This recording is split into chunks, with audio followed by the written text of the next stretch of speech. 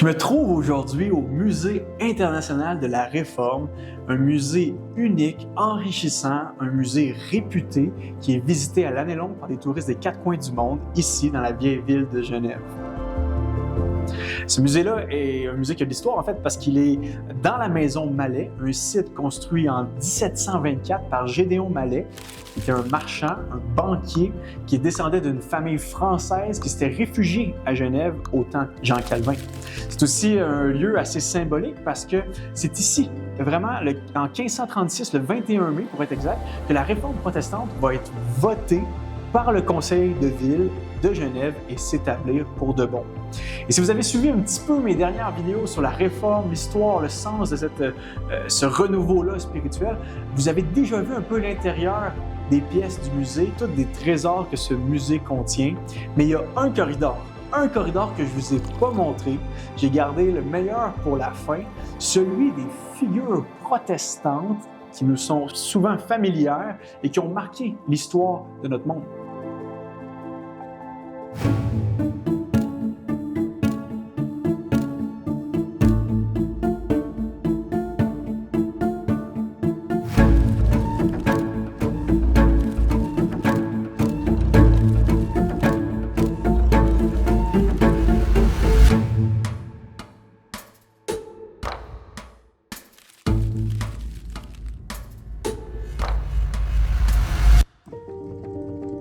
Cet endroit-là, il est fascinant parce qu'on retrouve plusieurs personnages du 18e au 21e siècle qui, d'une manière ou d'une autre, ont été liés au protestantisme, soit par leurs idées, soit par leur théologie, soit par leur cause ou même par leur art. Et en les explorant, on découvre comment le protestantisme a pris corps, s'est incarné dans des nations, dans des institutions, mais aussi comment il s'est étendu, il s'est ramifié aux quatre coins du monde.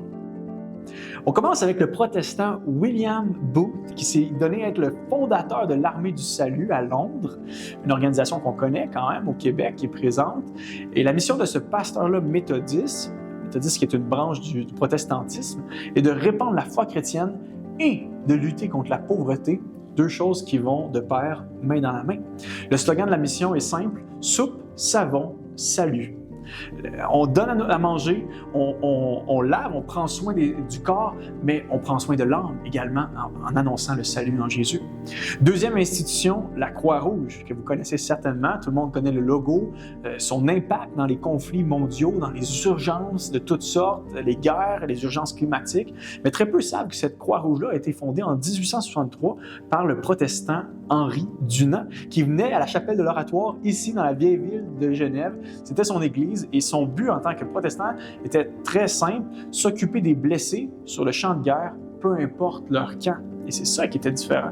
S'occuper de chaque être humain. Il y a une grande valorisation de la dignité humaine derrière ça. On retrouve juste ici Dietrich Bonhoeffer, qui fait partie de la résistance organisée contre les nazis lors de la Deuxième Guerre mondiale. En fait, sa foi chrétienne l'a conduit à prendre fermement position contre le régime d'Hitler, contre ce régime totalitaire. Et il a même essayé un complot de meurtre. Il était à la base d'un des complots de meurtre contre Hitler, mais malheureusement, ça a été découvert. Il a été amené en prison, il a été exécuté 1 mois avant la fin de la Deuxième Guerre. Mais son engagement total en tant que résistant à ce régime-là nazi, eh bien, a laissé un impact. Mais tout ça découlait de son engagement total pour le Christ, de son engagement chrétien. Lui, vous le connaissez peut-être, Martin Luther King Jr., qui a été la figure de proue du mouvement des droits civiques aux États-Unis, au beau milieu des tensions raciales du dernier siècle. Il a levé la main pour dire: présent, moi je veux lutter contre ça. Mais ce que peu savent, c'est que lui, il était pasteur. C'était un pasteur et ses luttes contre les inégalités raciales étaient profondément ancrées dans sa vision biblique de la justice. Dans son fameux discours « I have a dream », eh bien, c'est un discours qui s'appuie sur la vision biblique du monde, sur l'égalité entre chaque être humain, peu importe la couleur de peau. Il cerne que la haine et la violence ne sont pas des solutions. Il propose plutôt un amour christique, un amour total pour ses ennemis, tout en criant la vérité. Cette égalité entre les Noirs et les Blancs, qui est un fait qui provient de l'image de Dieu. Et quiconque s'oppose à cette égalité de fait s'oppose à Dieu. Un peu plus proche de nous, Nelson Mandela en Afrique du Sud, qui a joué un rôle important dans la lutte contre l'apartheid.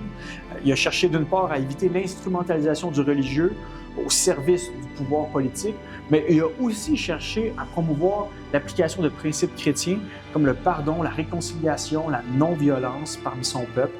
Son éducation dans l'Église méthodiste, une des branches de la Réforme, a beaucoup influencé sa vision du monde, sa vision de l'égalité, il dit même sa dette envers l'Église. Il dit « Je ne saurais trop insister sur le rôle que l'Église méthodiste a joué dans ma vie. » Et en tant que président de l'Afrique du Sud en 1997, il dit « Nous avons besoin que les institutions religieuses continuent d'être la conscience de la société, le gardien de la morale et des intérêts des faibles et des opprimés.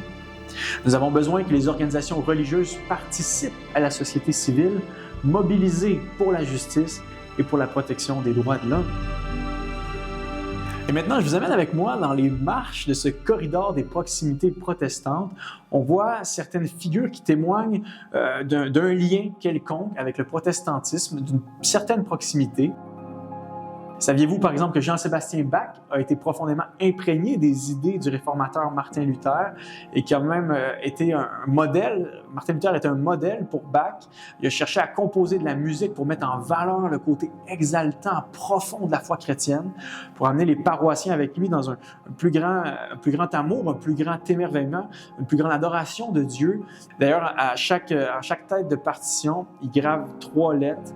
S.D.G. Soli Deo Gloria, vouant son œuvre à la seule gloire de Dieu. Georges Frédéric Handel, dont vous connaissez le Messie de Handel, vient lui aussi d'une famille protestante, luthérienne. Il signait aussi souvent les mêmes lettres au bas de ses œuvres. Le peintre néerlandais Rembrandt, du 17e siècle, un des plus grands peintres de l'histoire, a été élevé par des parents réformés et toute son œuvre témoigne de sa fascination pour la Bible, ses personnages, les rencontres bibliques, les moments importants. Et il a su les peindre avec lucidité et avec un regard artistique impressionnant. On peut quasiment dire qu'il se place comme un enseignant de la Bible, tellement ses peintures véhiculent en fait une certaine interprétation, une certaine lecture des scènes bibliques. Et ma peinture préférée à moi est celle du Retour du Fils prodigue, qui est vraiment une peinture parlante d'elle-même. C'est comme si on avait le texte biblique imagé pour qu'on puisse encore mieux le saisir. L'artiste Van Gogh est né dans une famille pasteur réformée. Il a même été évangéliste, c'est ce qu'il voulait, être évangéliste. Il l'a été pendant un temps. Aretha Franklin, la chanteuse américaine, qui a toujours donné la gloire à Dieu pour sa voix incroyable. Son talent est né dans une église baptiste protestante de Détroit. Elle a été interrogée plus récemment sur l'importance de sa foi et elle a dit d'elle-même « C'est très important, en fait, c'est certainement ce qui m'a soutenu jusqu'à aujourd'hui. » Vous connaissez peut-être l'autrice Margaret Atwood, l'écrivaine canadienne qui a écrit La Servante écarlate. C'est une œuvre qui dénonce l'utilisation de la Bible pour des fins de pouvoir, de domination. Elle va affirmer que le christianisme, en fait, peut devenir une force de changement incroyable lorsqu'il est reçu en totalité et non en partie. Surtout pour prendre soin de notre prochain, prendre soin de l'environnement. Les valeurs chrétiennes sont vraiment fondatrices au niveau de ces causes-là. Mais tristement, le christianisme peut aussi devenir un outil de puissance, d'asservissement lorsqu'on veut seulement en récupérer le nom sans la substance. Bon, OK. Ici, sur une note plus ludique dans ce petit corridor-là, saviez-vous que le saxophone est né dans des églises protestantes afro-américaines du 20e siècle? La vie serait plus plate, il me semble, sans saxophone. Les voitures françaises Peugeot sont en quelque sorte aussi le fruit de l'éthique, de l'excellence du travail protestant en France. Le gruyot que vous mangez tous les matins, Quaker, qui accompagne au petit déjeuner, vient d'une branche américaine du protestantisme et l'entreprise, même à ce jour, est reconnue pour sa réputation d'intégrité. Le basketball est né dans une association chrétienne protestante au Massachusetts, le YMCA. Young Men Christian Association. C'était un mouvement de croissance personnelle et spirituelle chez les jeunes hommes qui était dirigé par un docteur en théologie et professeur d'éducation physique. Il voulait créer un sport beaucoup moins dangereux, beaucoup moins risqué pour les blessures. Il voulait que ces jeunes aient du plaisir, mais qu'ils ne se fassent pas constamment mal. Donc, il a créé le basketball. Et bien, c'est devenu ce qu'on connaît aujourd'hui. Et pour finir, quelques penseurs rapidement qui sont bien connus, mais qu'on ne connaît pas leurs racines protestantes.